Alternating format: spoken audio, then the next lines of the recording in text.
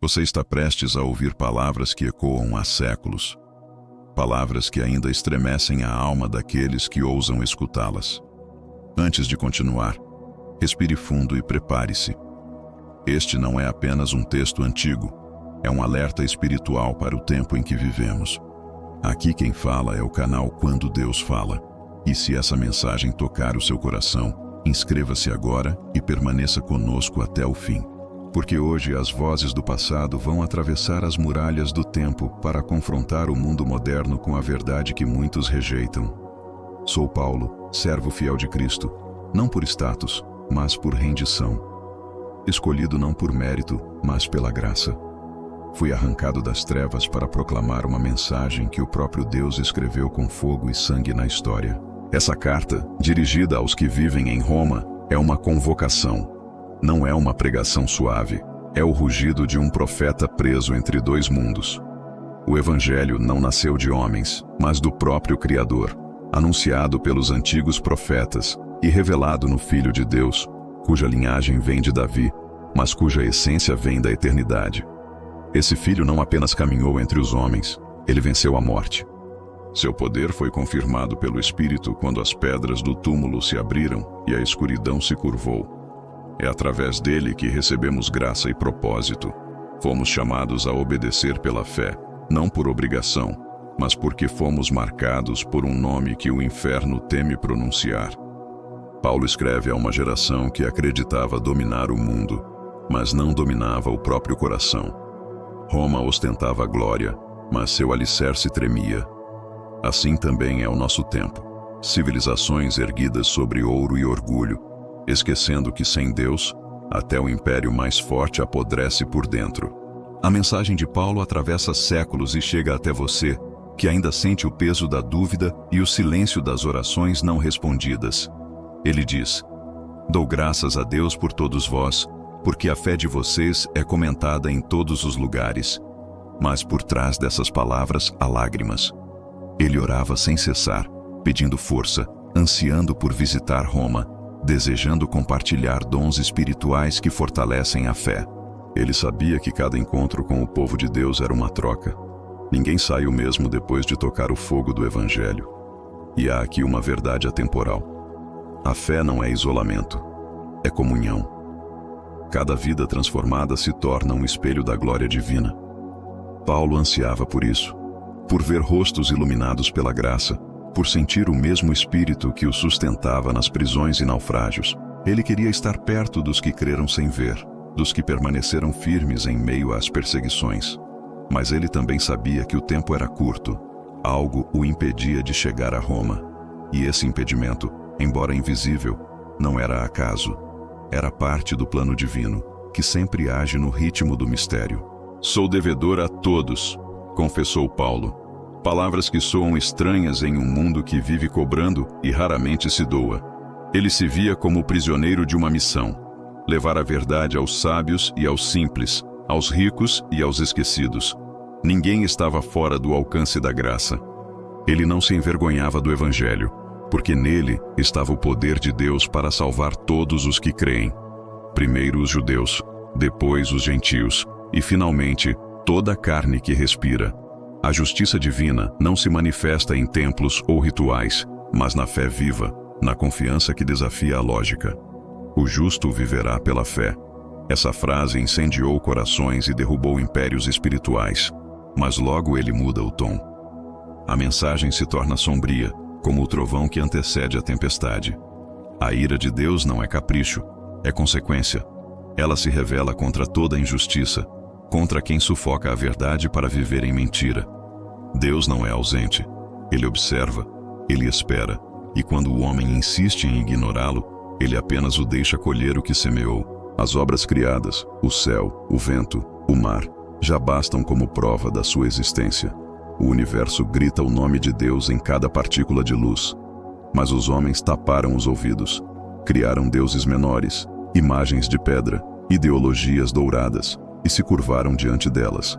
Há algo mais assustador do que o silêncio de Deus. É quando ele deixa o homem entregue à própria vontade. Paulo descreve um mundo que conhecia o Criador, mas decidiu esquecê-lo. Quando a luz é rejeitada, a escuridão se torna confortável. As nações se tornaram especialistas em fabricar mentiras e vendê-las como verdade. Transformaram o sagrado em mercadoria e o pecado em estilo de vida. E Deus, em sua justiça silenciosa, apenas disse: se é isso que desejam, então vivam como quiserem. E assim começou a decadência moral. Não por castigo divino imediato, mas pela consequência natural da rebeldia. Homens e mulheres trocaram o sentido da vida por desejos que os consumiam. O corpo, que deveria ser templo, tornou-se altar de confusão. Aquilo que era puro foi distorcido. O amor virou prazer sem alma, e o prazer virou escravidão. O pecado, disfarçado de liberdade, envenenou a mente humana. Mas Paulo não fala com ódio, ele fala com dor. Ele não aponta o dedo. Ele chora por um mundo que se esqueceu de quem o criou. O homem moderno é o mesmo de Roma. Busca prazer, poder e controle, mas continua vazio. E enquanto o corpo se corrompe, o espírito murcha. E quando o espírito morre, até o riso se torna um eco triste. Roma acreditava ser o centro do mundo, mas toda vez que o homem se coloca no trono, o caos se senta ao seu lado. As ruas brilhavam de ouro, mas as almas vagavam em trevas. As estátuas dos deuses multiplicavam-se, mas o coração humano nunca esteve tão distante do verdadeiro Deus. Paulo via isso e sabia. A idolatria não é apenas curvar-se diante de uma imagem, é viver sem reconhecer quem realmente nos sustenta. Hoje, essa idolatria veste novas roupas: tecnologia, fama, aparência, poder. É o mesmo altar, apenas com outra decoração, e o preço ainda é o mesmo: a morte espiritual. O homem adora o que cria e esquece o Criador. Troca a eternidade por minutos de prazer. Constrói torres até o céu, mas continua de joelhos diante do vazio. E Paulo adverte: quando o ser humano troca a glória incorruptível de Deus por ídolos corruptos, ele perde o sentido da própria existência. O coração se torna um deserto onde a consciência seca. A verdade se torna incômoda e a mentira confortável. A alma que antes ansiava pela luz agora busca abrigo na escuridão. E o inferno não começa depois da morte. Começa quando o homem decide viver longe de Deus. A justiça de Deus não é um trovão que destrói, é um espelho que revela. Paulo mostra que o juízo divino começa dentro do próprio ser humano. Ele não desce do céu com fogo, nasce na mente e se espalha pelo coração. Cada escolha, cada desobediência, cada mentira contada para justificar o erro abre mais uma ferida na alma. E o que o homem chama de liberdade, Deus chama de prisão. Quando a consciência se cala, o pecado faz morada. E quando o arrependimento morre, nasce a insanidade espiritual. É aí que o mal deixa de ser acidente e se torna hábito. Os homens passam a celebrar o que destrói e zombar do que salva. Paulo descreve uma humanidade que, mesmo conhecendo o certo, escolhe o errado e ainda aplaude quem faz pior. Mas o julgamento de Deus é perfeito. Não precisa ser imediato, porque é inevitável. Quando a alma escolhe o pecado, ela cava o próprio abismo. Deus não precisa empurrá-la, ela mesma se lança. E ainda assim, ele observa, esperando o retorno. Porque até no juízo há misericórdia, até na ira há amor. O mesmo Deus que permite a queda também oferece a mão para levantar. Paulo pinta um retrato brutal da sociedade. Corações duros, mentes distorcidas, afetos corrompidos. Ele fala de pessoas que perderam a capacidade de amar, que vivem cercadas de prazer, mas secas por dentro. Gente que sorri nas festas e chora em silêncio. Homens que se gabam do mal e mulheres que já não sabem o que é ser valorizada pelo espírito, apenas pelo corpo. Ele descreve uma geração sem direção, movida por impulsos e vazia de propósito. Cheios de inveja, de engano, de violência, escreve o apóstolo. Ele não está falando apenas de Roma antiga, mas de nós. Porque toda geração que rejeita a Deus, repete a história. Onde antes havia sabedoria, nasce arrogância. Onde havia pureza, cresce corrupção. O pecado não é mais escondido, é celebrado. E o resultado é sempre o mesmo: desordem, solidão, medo. O homem sem Deus é um rei sem trono, um corpo sem alma, uma máquina que ainda respira, mas não vive. Paulo sabia que essa decadência não começava nos palácios, mas no coração. E ele grita através dos séculos: desperta, tu que dormes. O pecado promete liberdade, mas cobra concorrentes. O inferno não precisa vir buscar. Ele é construído tijolo por tijolo com cada mentira aceita. Quando o homem rejeita o Criador, ele não fica neutro. Ele cria versões alternativas da verdade. Versões convenientes, moldadas ao próprio desejo. Paulo fala de mentes cegas, incapazes de reconhecer o divino mesmo quando o veem. O céu revela Deus, a natureza o exalta, o tempo o confirma, mas os corações se fecharam. Deus não foi esquecido por acidente, foi apagado de propósito. E a consequência é clara. Quando a humanidade apaga Deus, Deus apaga o brilho da humanidade. O raciocínio se corrompe, o senso moral desaparece. O que antes era chamado de pecado agora é chamado de liberdade. O mal ganha novo nome: progresso. O caos é vendido como autenticidade. E Paulo observa esse colapso moral não com raiva, mas com tristeza. Ele sabia que o homem sem Deus sempre acaba criando um Deus à sua imagem, fraco, permissivo e incapaz de salvar. Mas esse Deus inventado não fala, não consola, não transforma. Ele apenas confirma o pecado e chama de normal o que é destrutivo. O verdadeiro Deus, porém, permanece o mesmo, justo, santo e misericordioso.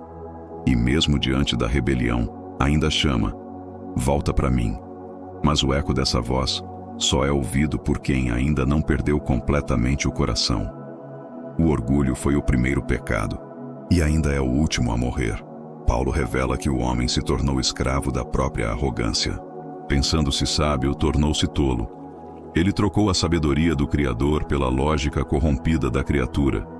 E quando a mente se exalta acima de Deus, o fim é sempre o mesmo: ruína espiritual. A queda não começa com o pecado visível, mas com a ideia de que não precisamos mais do eterno. O diabo não precisa mais enganar. O próprio homem faz isso sozinho, quando acredita ser o centro de tudo. O mundo grita liberdade, mas vive em correntes invisíveis.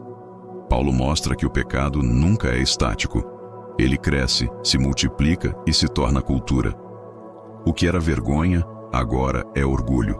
O que era condenável, agora é celebrado em nome da autenticidade. Mas Deus não mudou. Sua santidade continua sendo o espelho que revela a sujeira humana. A ira divina não é vingança, é o reflexo da justiça. Ele apenas devolve ao homem o resultado de suas escolhas. Mesmo assim, Paulo aponta um fio de esperança. Há redenção para quem decide parar de lutar contra Deus e começar a caminhar com Ele. Porque enquanto há vida, há perdão. Enquanto há arrependimento, o inferno ainda pode ser fechado. E então Paulo encerra o primeiro capítulo como quem observa um campo em chamas. Ele não fala apenas de pecado, ele descreve um colapso espiritual. Uma humanidade que, mesmo conhecendo a Deus, preferiu ignorá-lo.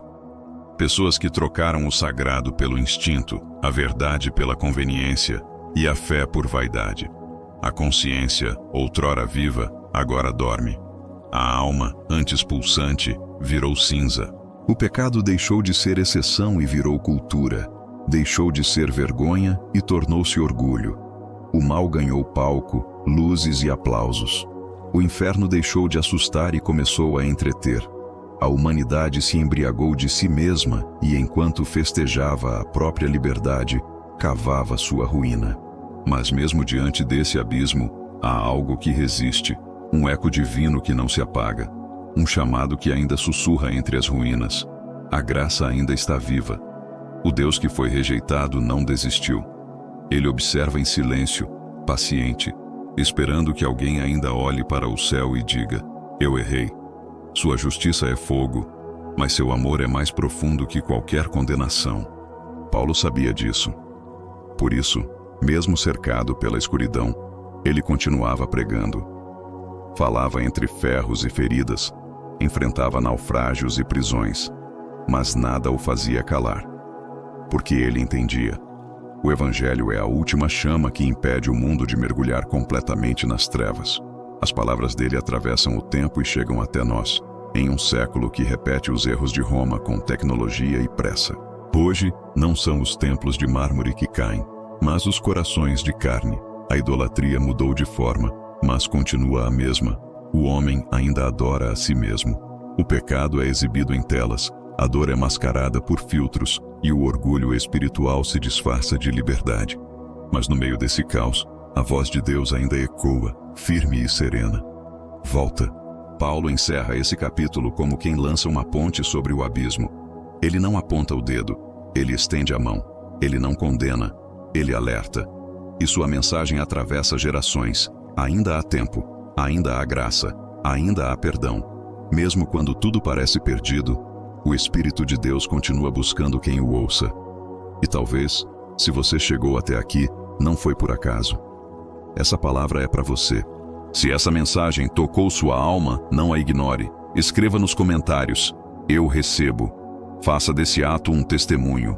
Compartilhe, inscreva-se e permita que outros também sintam o mesmo chamado. Porque talvez, ao declarar essas 3 palavras simples, o céu inteiro se mova em sua direção.